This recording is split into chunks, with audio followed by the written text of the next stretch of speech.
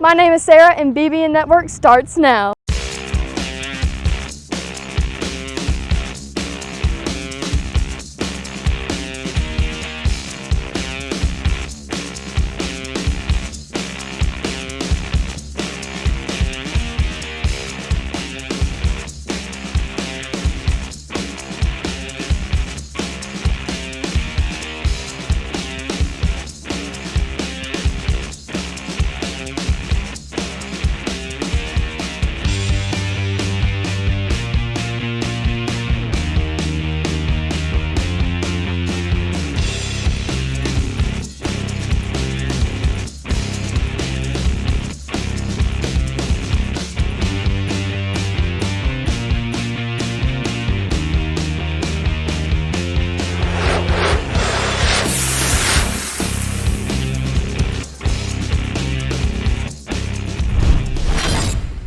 Good evening, folks. I'm Tim Delaney, and I'm here with Coach Jacob Massey, and we're going to talk some Long Beach Bearcat football. Coach, we'll talk a little bit about last week, and it was like a steamroller coming, and then we'll look next week, or this coming week, to Hancock, and then we'll talk a little bit about some other stuff that deals with football, that behind-the-scenes thing that people sometimes don't know much about. PQ's pretty dang tough, aren't they? They're tough. They're tough. You know, the defense they got over there is probably the best one in the state of Mississippi. They're solid.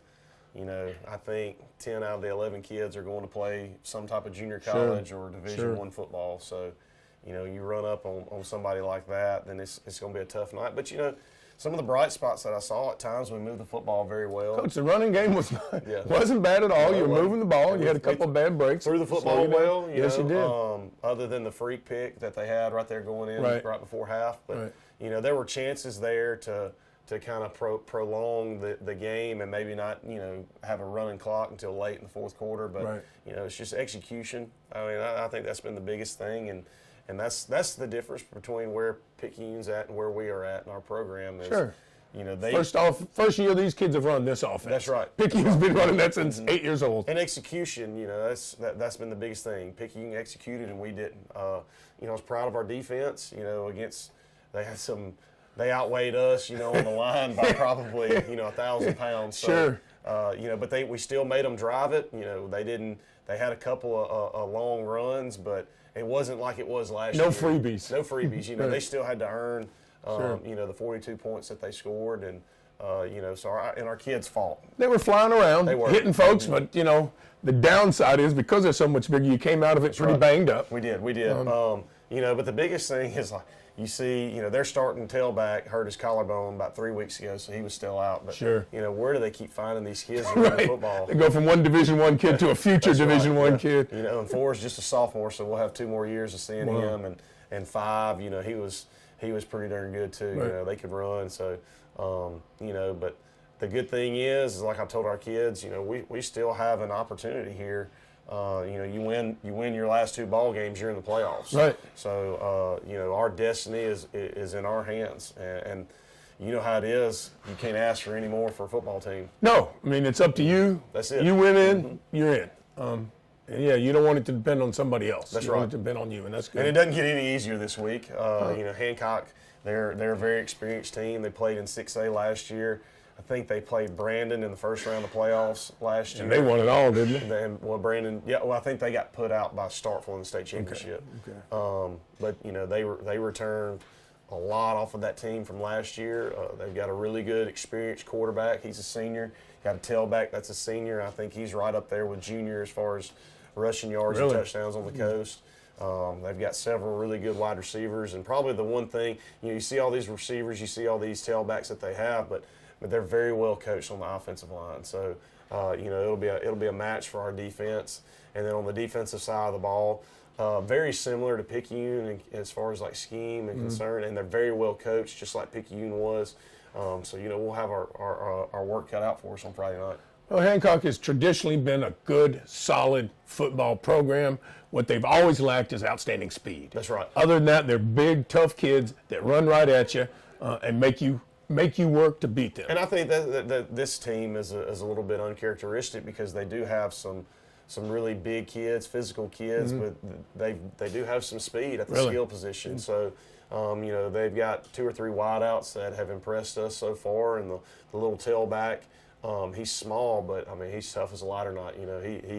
He knows he does exactly what he's asked to do. You can tell he's been very well coached on his cuts and reading the blocks up front. So it'll be an exciting matchup. Good as that quarterback is, are they still a traditional run-oriented team? When we charted it on Sunday, this last game, I think they threw it about 42 times against Pascagoula, which in high school football is That's a lot. impressive, yeah. So they lean heavy on that guy, the quarterback, and he's like a facilitator. And, he tries to get the ball. He does a lot of the RPOs that we talked about earlier. Right. They lean heavy on that. But at times when they've run the football, that's when they've been at their best. Yeah. Well, in the past, that's what they've done. They just hammer you, try to wear you down. They're wing tee out of the gun. They're going to play with a tight end. They're going to play with an H-back.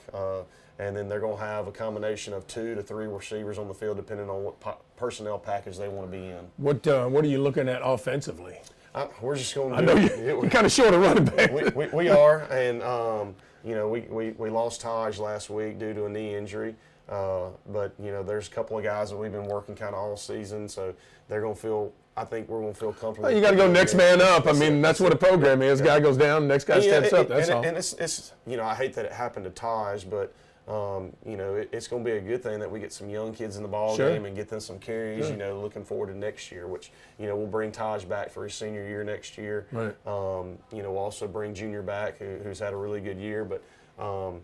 We're going to play our game. We'll have a couple of new things just like we do each and every week. Sure. That we think we can take advantage as far as formation is concerned, but we're still going to run our triple option stuff, and then. Yeah, and it's been good too. You can't argue, but right. You also this is what's so good about the kids you got. You can spread and throw the ball. We can, and you can do it well. And I thought Will did a phenomenal job last Friday. I think he had right at 100 yards passing, and. They had a ton of speed in the back end, and our guys made some plays. Andre had a good game. Caden had a really good game. Yep. He had a couple of catches where he tight turns up the side. Good timing routes. That's right. Easy to throw. And Landon had a great game. Yeah, we love that. Me and Tony love that play. I mean, it's just play action dump. We call it just your typical junior high play. It's just fake and dive and then tossing it to But them. it works. It does work. You see it a lot. We've talked about what people are doing at the college and professional level, and you see it every Saturday and Sunday. The linebackers have to get involved in the option. They have to. Especially when we're able to run dive, and at times, we pop dive a few times against Picayune. So, and Will running the football has been really good. We want to try to continue to get him involved in the running game because, you've coached football for a while. When that quarterback is an element in the running game, they have to respect it, and that just makes your dive and option game even better. Correct. All right, folks, we're going to shift directions here. We've been getting on the board, the chalkboard. That's for Kenny. Looked at some football stuff, but let's talk with Coach for a minute about the behind-the-scenes thing, because people don't understand. You think you just leave, walk out here, go coach, and then go home. Folks, it is an all-consuming job. And two of the things that kind of help prove that is, first, we're going to look at the practice. I mean, I don't know, can you see that, Ken? That's a practice schedule. I mean, they got to work that out every day for the week. And, Coach, you can take that and just talk a little bit about it and how you break it down time-wise. Yeah. And I'll just kind of. Sure, you can throw it up there and let's just got to get on the board. Kind of go through, what we do on a daily basis. So, after the game on Friday, coaches will get up here on Sunday, and we usually work from 1 to 8 o'clock at night. We put in a 7-8 hour day on Sunday where we're breaking down film, trying to pick up on tendencies. Start a game plan, seeing, what looks are they giving on defense and then what looks are they giving on offense, and trying to get a plan together. What also kind of goes into that is we'll plan out the entire week's worth of practice. So Monday through Thursday, we'll go ahead and have that set. So that's one last thing that we have to do. Of course, we'll get all of our plays together. What do we like on first down? What do we like on second down? What do we like on third down? And then we'll have a whole red zone plan as far as like Sure. when we cross the 20, like what are we looking to do? Do we like, dive here? Do we want to try to take a shot, to Caden or to Andre or Landon or anything like that? Yeah, and based on their players and their tendencies. That's right, because they're gonna shift. Whenever you get down inside the 20, they're gonna change. They're gonna start their sweating. defense. That's right. They're gonna start sweating, and they usually typically change what they do on defense, and so you have to have a plan for that. So Monday. Well, folks, look back to this. You don't understand breaking that film down how meticulous it is. You got to go play by play, player by player. That's why these guys are up here for so long. And then on Monday, when the kids get down here, kids typically get down here at 1:45 until about 2:30. We'll be in the weight room, and that's a big thing. Me and Coach Foreman were talking about the other day is, if you came in our weight room, I don't think, a lot of people think weights during in season is about maintaining, but we try to stress, we want to get stronger as the season goes on. So I guarantee if we went in there today and maxed our kids, that they definitely would have gotten stronger, Than they were in August. Yeah, and we'll do, on a Monday, we'll do bench, squat, and power clean on that Monday. And so we'll get them dressed, and we'll start practice around 2:45, and then, a lot of that will entail offensive, defensive install. Monday's going to be our long day, so we'll hit offense and defense. You got to put in what you're going to do that week. That's right. Different than what you did last week. We'll have an indie period, and mainly what we're focusing on. Individual, folks. We'll be focusing on exchanges. You know how important it is in the option game to work on those meshes with the quarterback, get his eyes where he needs to get them, and then also our running backs running our tracks there. Well, you got to do this daily. Yes. Because that is a skill that you cannot afford to not be good at. That's right. The next thing that we'll go into is a period we call run polish, and this gives us a chance to go 7-on-7 with bags. It allows us to slow it down, so we see a different front every week. What George County gave, Hattiesburg was completely different than what they were going to give us, and we see all different types of looks. So, pick the offensive line has to know what to do. So, pick a unit against Pascagoula, they were 4-2-5. I know folks at home probably don't know what that is. Right. And then they ended up giving us a 60 look in the game. Right. I was talking to Tony about that. And Pascagoula, they were a 40 front team, and then they ended up in a 50. So we work everything. We work all fronts against all run schemes. So we'll start out with a 40 front, then we'll go to a 50 front, and then we'll give a 60 front in that run polish period. But it allows us to slow it down and say, all right, if you get a 40 look, this is how we're blocking this. If we get a 50 look, this is how we're blocking this. If we get a 60 look, this is how we're blocking that. And then it's also a rehearsal for what we go to next. And we'll go into inside drill, where we're putting the pads down, the dummies down, and we're fixing to go full speed. We're hitting best drill in football, folks. Outside of Oklahoma. Best drill in football. And then we'll go to a team period, team offense. And that's just the offensive practice. Right. And so then we'll go to, defensive Indy right there. And we can work on tackling, depending on what type of coverage we're working in the secondary. We get the linebackers on those barrels so that they can see fits. Like we're working, like Picayune last week, we'll get them in an I formation. We were reading the fullback because the fullback was going to take them to the play, and we'll just run through their plays as many times as we possibly can. And then we'll have a defensive pass period.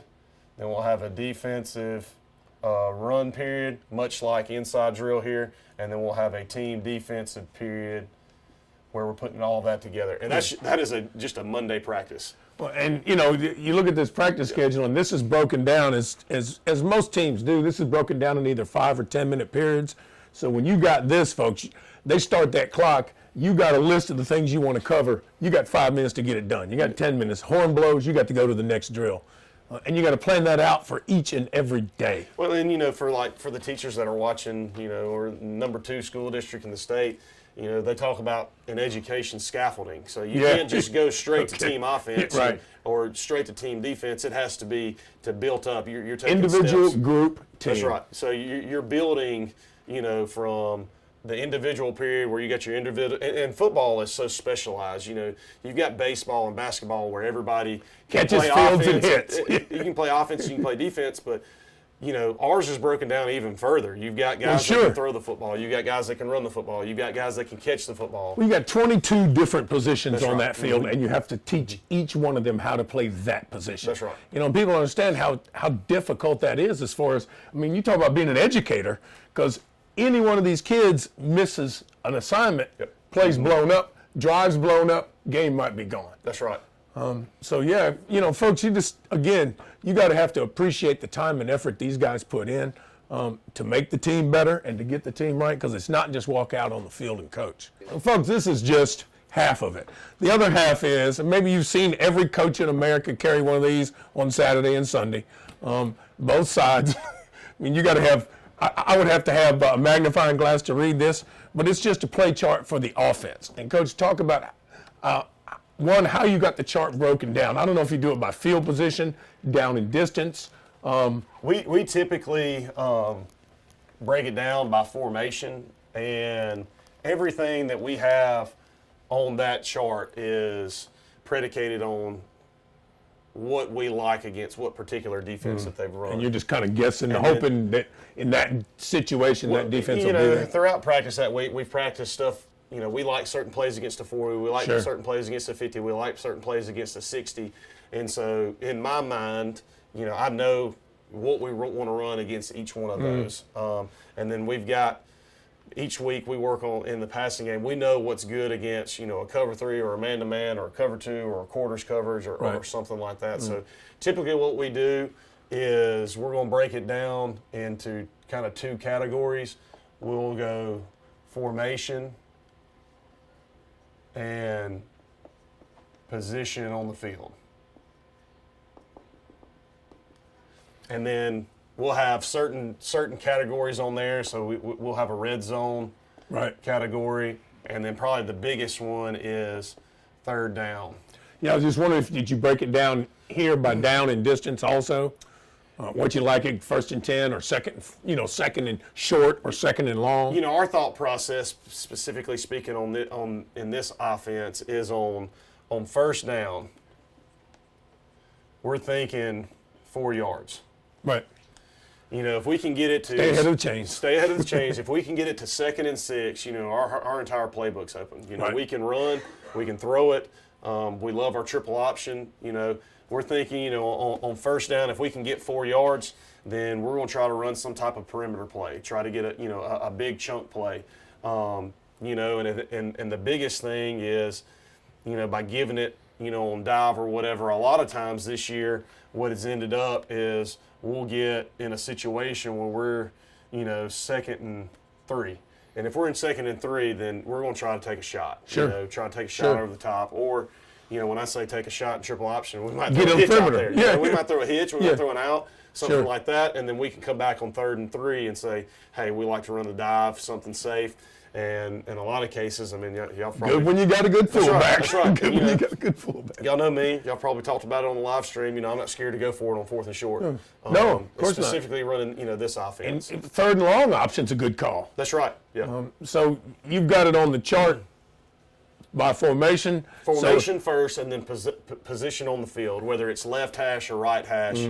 Yeah, right. What a lot of people don't understand is this game isn't played in the middle of the field. And it's something folks at home got to know. You got to have boundary plays that are specific for the hash marks and your formation. How you going to put it to the field, or, you know, sometimes put it into the boundary. Yeah, and we can't run any of our triple option plays into the boundary in high school. You know, if we were on college hashes, that might be a different thing. We could run that into the boundary. Yeah, we liked formation into the boundary. Yeah. And run your option, because they never brought that strong safety over. Yeah, and one of the big things is like we try to get our formation into the boundary, have them over pursue there, and then try to get. We like to run a lot of our double options, you know, to the field. Right, and you get that extra guy that walks to the boundary. I mean, they got 11 guys, so the odd guy's either going to be in the middle or lean one side or the other. Well, and the beauty of this offense is you have to have a dive player, a quarterback player, and a pitch player on both sides of the field. Right. So, you know, that's 6 guys that are taken out of the equation that they have to have, you know, on every single possession. Right. So when you're calling the plays, are you using the chart, or you just wrote it down so many times you got it memorized? All right, so like on the front page of the chart, I have a script, and we work this 10 plays. Oh, yeah. We work those 10 plays every single day at practice, and kind of as I'm going through that, we're marking off plays that either don't look good or schematically kind of don't fit against what they're trying to run. And then when we run that script, we try to get in as many different formations so that we can get it on film, so we can review it on the iPad on the sideline. And then after that, then it becomes a feel thing. All right, so they're lining up to this formation. If we're putting twins into the boundary and we've got the tight end to the field, then we feel like, if they're overloading on the tight end side, we can attack the twin side to the short side of the formation into the boundary. Right. Or if they're rolling up to get to the twin side, because maybe, I don't know, we throw the football out of the twin set more than anything, then we can attack the tight end side because they're weak and they're over pursuing or overemphasizing that twin side.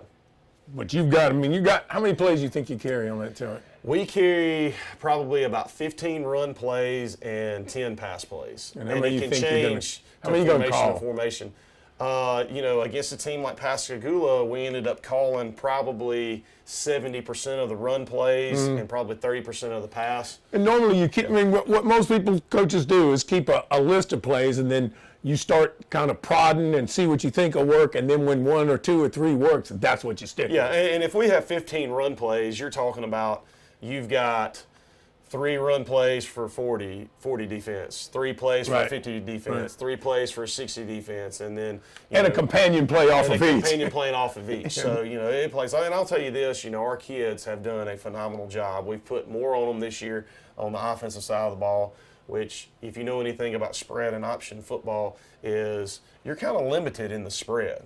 But when you go into this option thing, we've got into so many more different types of run plays and schemes, and that's what's been so fun for our coaching staff, and our kids have really enjoyed it, is, we can attack every single gap on a defense. We can attack the perimeter. We can attack through the air. It's made us more diverse on the offensive side of the ball. I agree. And it's the biggest thing, folks, is a credit to their skills as actually a teacher, because you throw all this out there, you got that many plays, you got that much stuff going on, and you got all these kids playing all these different positions, and somehow they manage to bring it all together. And I think a lot of times people don't understand the coaching as a teacher concept. Well, and the biggest thing is you're limited time-wise. Yes. Yes. We're dealing with 14, 15, 16, 17-year-old kids that are playing because they love the game. And got algebra homework that night. That's right. So, you're dealing with 2 hours max that you can keep these kids out there and have their attention. And we haven't even gotten into the trick plays that we run against Pascagoula. We haven't got into the special teams aspect of it. Sure. We still have to teach them how to line up on Friday night to stretch. And there's just a ton of things that you go through. And that's that's the whole point of what we're doing here, folks. You just don't realize how consuming this is and how important it is to get it all in, because it is, to come out on the field as a performance. There is just a ton of minutia that has to be done. Well, what kind of got me interested in coaching, and I always wanted to be a coach. I wanted to be involved with football in some form or fashion. But my first time coaching at DeSoto Central is I was enamored with, all right, we're teaching. You've got 4 coaches teaching 11 different positions, and then the terminology, the words that you could signal out there to those kids, and then they go out there and they execute. It's amazing. It's absolutely amazing. If you've never done it, that's right. It is absolutely amazing. And I don't know why education doesn't focus more on coaching style, just because it works. That's right. It works. Yeah. Well, and I would dare say that if some of these teachers saw what we did and taught some of these kids, they'd be like, hey, you got so-and-so to do all that? How'd you get them to do that? Well, it's just one who loves it. To it. He does love it because it's not math class, but that's still, right. That's a lot to get done. It is. It is a lot to get done. And, credit to our coaches. They work extremely hard, and I'm proud of them, and I'm proud of our kids, because they're the ones that actually put in all the work. Right. I know we do, but it's not near as physically taxing. Yeah, they're out there sweating. They're out there sweating. They're out there picking up weights. They're out there Sure. having to run into each other. But But it's the best game on the face of the earth for a reason. You know, I think it's teaching our kids to be, men. No doubt. We're having to raise some of these kids to be men. You know, and it's very rewarding. And they want to be men. They just need someone to show them how to do it. That's it. Yep. All right, Coach. We appreciate your time. Hopefully, folks, you got something out of this, and good luck on Friday night. Absolutely. We'll be there. It. Yep.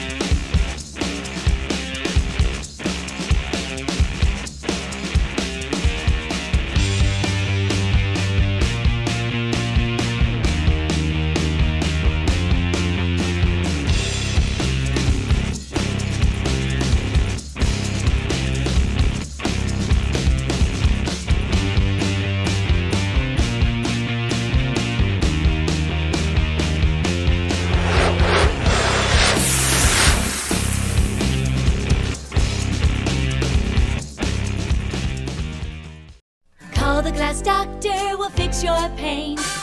Glass Doctor is a proud supporter of Long Beach schools. Call Glass Doctor for all your home, auto, and business glass needs. Call the Glass Doctor will fix your pains. Oh yeah! If you are struggling with your math or language arts classes and need a little extra assistance, then Paper wants to help. Paper is a new 24/7 free tutoring service available to all students in the Long Beach School District. They provide free unlimited access to trained tutors so every student in grades 3 to 12 can ask questions, work through problems, and grow their confidence. This is not a video service, but real-life tutors online to help you. You have unlimited access to academic support in math and English language arts. Skilled tutors are ready to provide assistance in English, Spanish, French, or Mandarin. Just log into Paper through your Clever account. Get the extra help you need today with Paper.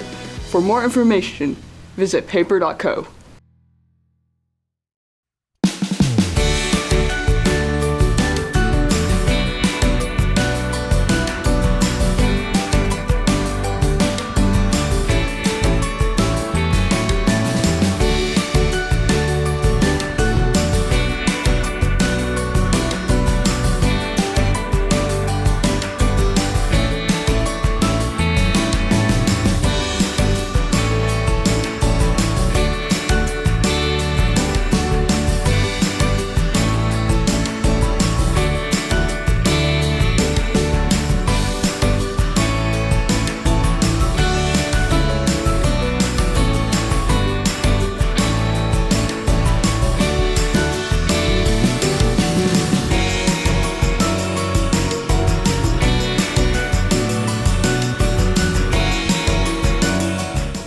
Interested in a way to qualify for state tax credit and support Long Beach School District? Look no further than the LBSD Early Learning Collaborative. Individuals and businesses who make a contribution to support our Early Learning Collaborative may be eligible to receive a state tax credit for the donated amount up to $1 million. For further information or to make a donation, contact Assistant Superintendent Kelly Broussard at kelly.broussard@lbsdk12.com.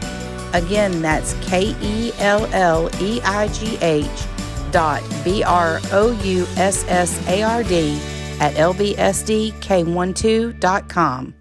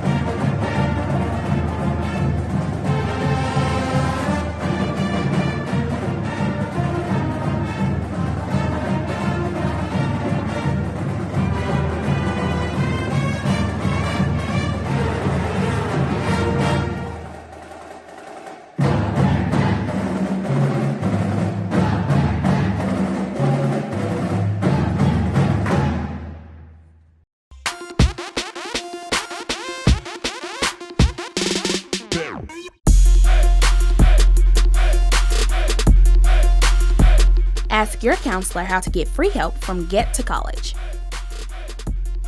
Is reading the board sometimes difficult? Are you having trouble seeing things that used to be crystal clear?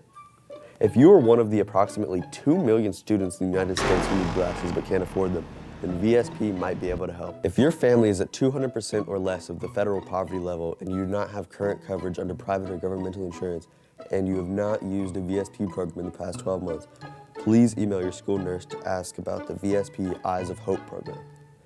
Eyes of Hope gives out free vouchers for students who meet certain guidelines to get free eye exams and glasses at a VSP Choice Network doctor. So stop struggling with blurry notes and unwanted injuries. Email your school nurse today. VSP Eyes of Hope. Life is better in focus.